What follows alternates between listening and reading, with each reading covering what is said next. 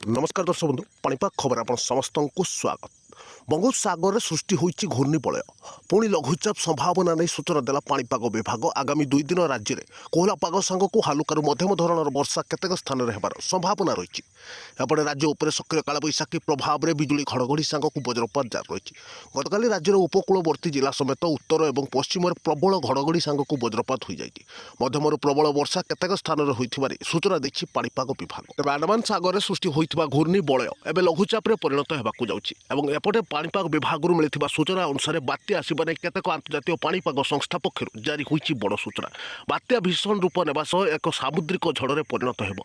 भयंकर सामुद्रिक झड़े परिणत होई यह ओडिशा पश्चिम किंवा बांग्लादेश आड़क गति करबा नै केतेक अंतर्जातीय पाणीपाग संस्था पक्षरु सूचना दिया जाइछि। एपटे भारतीय पाणीपाग विभाग सूचना कहूछि बात्या संबंध में पाणीपाग विभाग तरफ कौनसी सूचना किंवा पूर्वानुमान करा जाई नाही। एहासह कौनसी पाणीपाग घटना संबंध में 7 दिन आगु आकलन करने विज्ञान सम्मत नुहे बोली पाणीपाग विज्ञानी सूचना देते। तेज आईएमडी डीजी मृत्युंजय महापात्र एने सूचना देते। सेपटे 19 तारिख पर घनीभूत हेब लघुचाप और यह प्रभाव में राज्य में पुणी प्रबल वर्षा थिबा सूचना देछि पाणीपाग विभाग। एहासह आईएमडी डीजी कहते कि 19 तारिख पर केउभली रूप नेब लघुचाप और यह केते भीषण रूप नेबा सह केते घनीभूत हेब और यह केउ आड़कू गति करिवो ता उपर बड़ अपडेट आसिबो। तेबे लघुचाप सृष्टि हेबा पर यह उपर बड़ अपडेट आसिबो बोली से सूचना देछन्ति।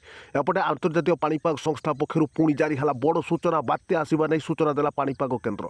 तेबे विंडीर आकलन कहूछि यह अधिक घनीभूत हेबो। 20 तारिख ठारू घनीभूत होई 23 तारिख मध्य बात्यारे परिणत हेबो। तेबे 22 तारिख बेलकू यह ओडिशा उपकूल को मुहाइबो। पूर्व केन्द्रीय बंगोपसागर अंचल में अधिक घनीभूत होई ओडिशा पश्चिम आड़क मुहाइबार यथेष्ट संभावना रही बोली विंडी पक्षरु सूचना दिया जाय। एपटे आंडमान सागर घनीभूत होउछि घूर्णिबलय। घूर्णिबलय प्रभाव में आगामी 2 दिन राज्यर केतेक स्थान में हालुकारू मध्यम धरणर वर्षा संभावना रही। आगामी 24 घंटा मध्य केतेक जिला को जारी होइछि येलो वार्निंग। घड़घड़ी सांग को वज्रपात सतर्कता सूचना जारी करछि पाणीपाग विभाग। से सब जिलागुड़िक होउछि केउझर, मयूरभंज, बालेश्वर, भद्रक, जाजपुर, केन्द्रापड़ा, जगतसिंहपुर, कटक, खोर्धा, पुरी, नयागढ़, कंधमाल, गंजाम, गजपति, रायगड़ा, कोरापुट और मालकानगिरी जिले में आज घड़घड़ी सांग को प्रबल वज्रपात संभावना रही और अधिकांश स्थान में मध्यम प्रबल वर्षा पाणीपाग केन्द्र सूचना दी।